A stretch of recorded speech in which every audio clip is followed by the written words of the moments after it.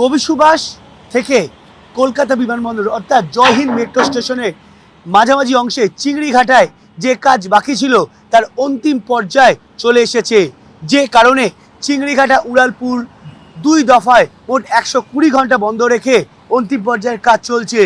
Kolkata metro এবং RBNL সূত্রে খবর, প্রথম দফায় 325 নম্বর পিলার থেকে 326 নম্বর পিলারের উপরে গার্ডার বসানো হচ্ছে, যে কারণে চিংড়িঘাটা উড়ালপুল প্রায় 60 ঘন্টা বন্ধ রাখা হয়েছে।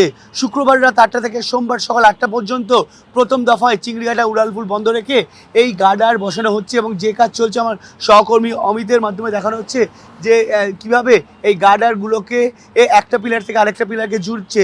দ্বিতীয় দফায় কাজ হবে 3রা জুলাই থেকে 6 জুলাই, তখনও 60 ঘন্টা চিংড়িঘাটা উড়ালপুল বন্ধ রেখে 326 নম্বর পিলার থেকে 327 নম্বর পিলারে গার্ডার যুক্ত করা হবে। গৌরকিশোর মেট্রো স্টেশনকে মূলত এই গার্ডারের মাধ্যমে যুক্ত করা হচ্ছে। কবি সুভাষ থেকে নিউটাউন পর্যন্ত মেট্রো পরিষেবা যাতে ডিসেম্বরের মধ্যে শুরু করে দেওয়া যায়, তার জন্য কাজের ক্ষেত্রে দ্রুত গতি এসেছে বলেই মেট্রোর তরফে জানানো হয়েছে। আমার সহকর্মী অমিতকে বলে দেখানোর জন্য এই হচ্ছে চিংড়িঘাটা উড়ালপুল যা বন্ধ রাখা হয়েছে, যার ওপরে মেট্রোর যাবতীয় যন্ত্রপাতি এমনকি যে গার্ডার অথবা সিমেন্টের স্ল্যাব সেগুলো রাখা হয়েছে এবং এই চিংড়িঘাটা উড়ালপুল আপাতত সোমবার সকাল 8টা পর্যন্ত বন্ধ থাকবে।